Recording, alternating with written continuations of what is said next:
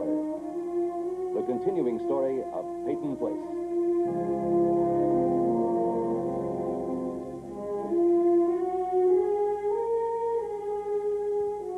Starring Dorothy Malone as Constance Mackenzie, Ed Nelson as Michael Rawson, Ryan O'Neill as Rodney Harrington, Barbara Parkins as Betty Anderson, Tim O'Connor as Elliot Carson, Christopher Connolly as Norman Harrington, Patricia Morrow as Rita Harrington, James Douglas as Stephen Cord.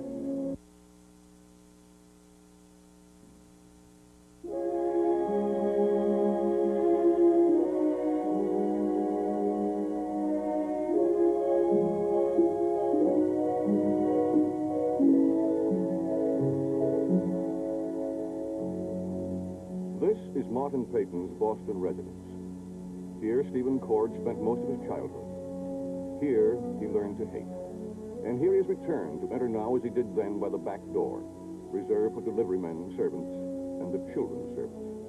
But today, the circumstances are very different. For Stephen has come here on the challenge of his grandfather's fiancée, Adrienne Van Leyden.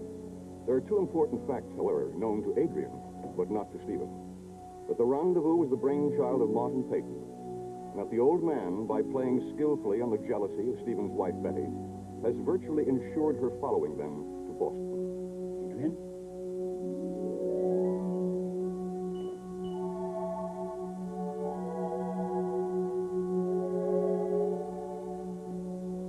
Where are you?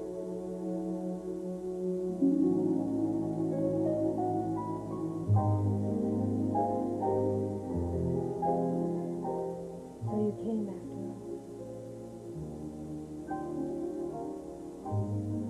Where did you get that?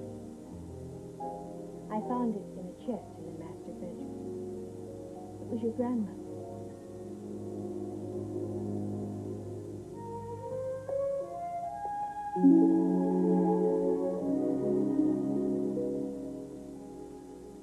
You see?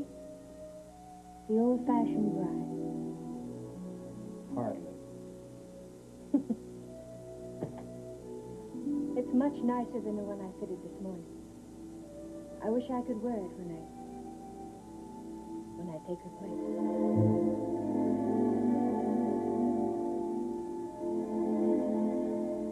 Martin asked me to give the house a thorough inspection. Does that include the closets and the drawers? You're the trespasser here, John, not I.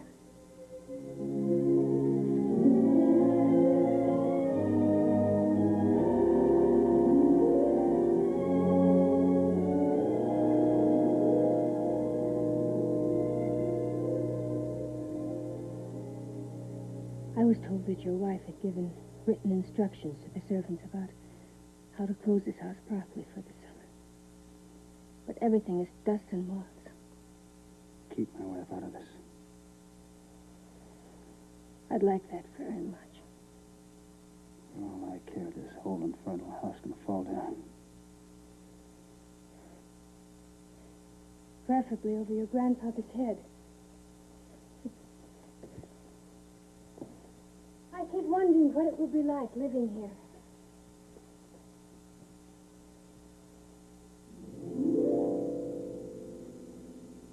Entertaining in this room. I wouldn't know. I was never allowed in this part of the house. Poor Steve. You can come to all of my parties. I'll invite you personally. No, thanks. How, Joe? I can see myself surrounded by your grandfather's friends. The center of a circle of elderly admirers. Well, of course, there would have to be admirers. You're jealous. No? Yes, you are. You're jealous of a room full of old men. Of imaginary old men. You mean nothing to me. Then why did you come here? To relive your memories of a happy childhood? I took a tour of the back part of the house before you came. Which room was yours? The one off the pantry. It was the butler's. Mine was below stairs. Show me. Well, you can find your own way. Oh, I'm afraid of the dark. They're my ghosts, not yours. I'm offering you an opportunity to lay them to rest. Why? Why, Adrienne? You're tearing my dress. Not yours, my grandmother's. Yes. You should wear this when you marry the old man. It's yellowing, beginning to rot like a winding sheet. Very appropriate for the occasion. Now get dressed.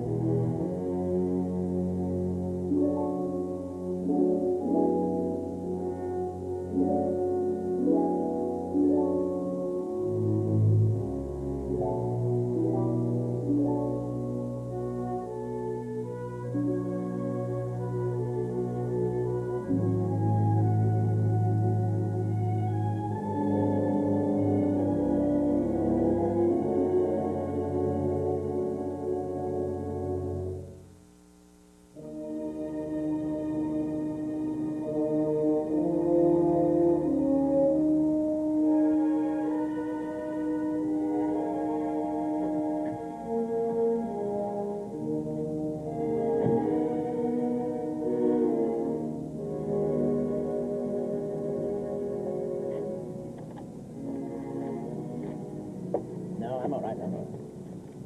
Wait here.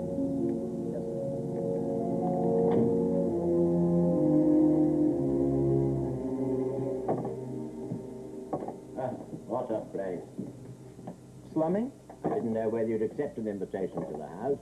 That's deceptive. Listen, I'm worried about Betty. Betty who? Betty Cord. Oh, Stephen's wife. Talk to Stephen. She's nervous, tense, irritable, burst into tears at the slightest provocation. Well, congratulations, grandfather. You're going to have another grandchild. She sounds like she's pregnant. Want my advice? Give her the flowers you didn't give Rita. Regrettably, Rodney, you have much of your father's bad taste. What I would like to know is, how did Betty behave when your marriage was breaking up, eh?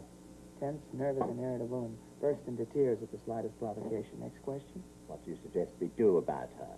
We? Are you kidding? No. Well, me, I don't plan to do anything about it. And you, the last time I heard you were getting married and giving up on all of us, which, in my humble opinion, is the best decision you ever made. And if that's the case, maybe you'll just stop throwing me in Betty's face every 5 minutes. It might just solve some of the problems she's been having with her marriage.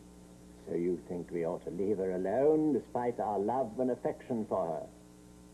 I've got to get back to work.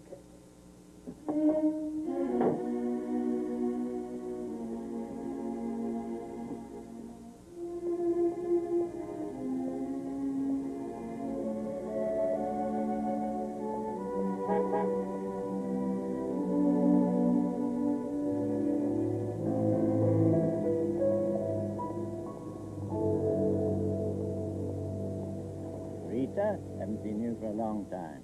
Yes, I know. Can we give you a ride somewhere? No, thank you. No trouble. I've done all the business I planned to do today. We're at your disposal. Well, I'm just coming down here to see my mother. That's all the farther I have to go. Is that where you grew up? Mm-hmm. It's even worse inside. Would you like to come and see? I'd be delighted some other time. Carry on. Whatever. Bye-bye, Rita. Bye.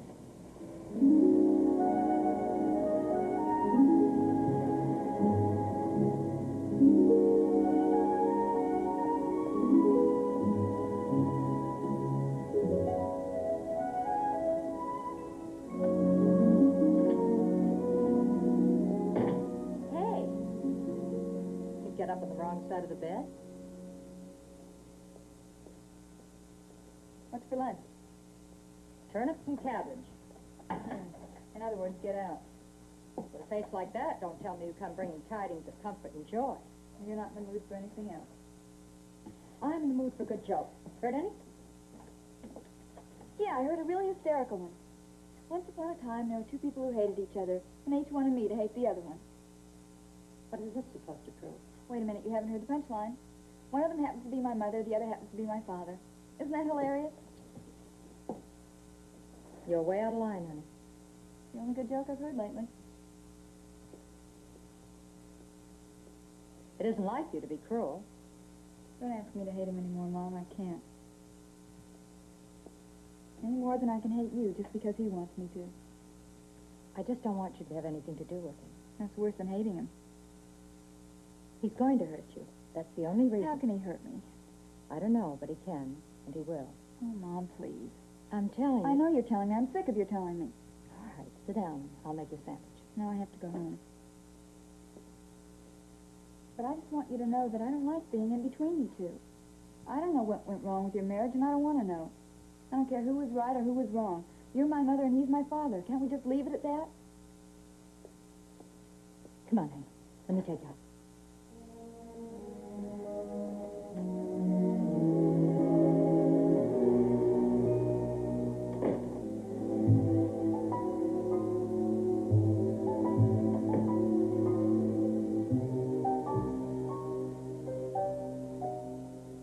Mr. Payne, Mary said that you wanted to see me. That's not entirely true. Pardon me, sir? I'm not certain I ever want to see you again, Weber. Sit down.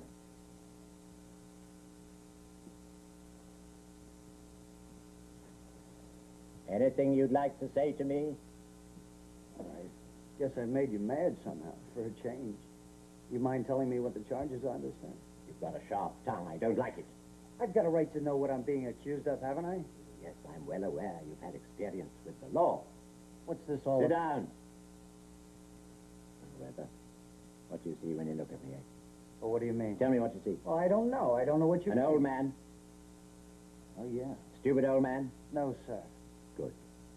Then never confuse physical agility with mental agility, Weber. And never again try and outwit this old man. I've never done anything. Now, whatever it is you're talking about, if it's got something to do with me crossing you up somehow, it's a lie. Who told Rodney about Stephen and Mrs. Van Lyten, eh? Rodney? My grandson, the one you take such pleasure in taunting. You mean you think I told him about what I saw on the beach? Didn't you? No.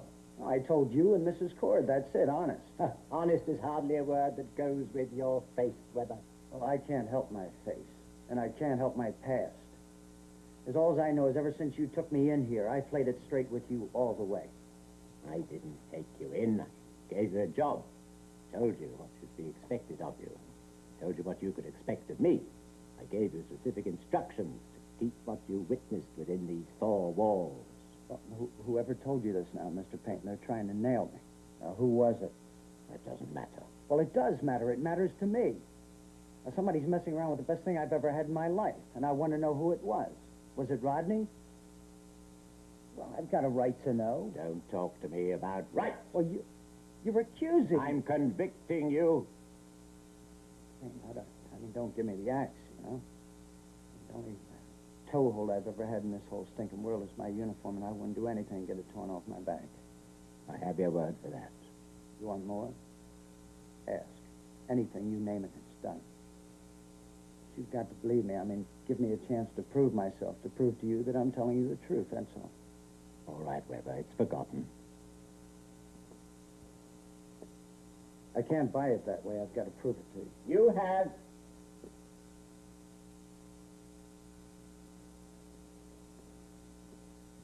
Yes, chapter's closed. We'll take the future as it comes, Weber. That will be all.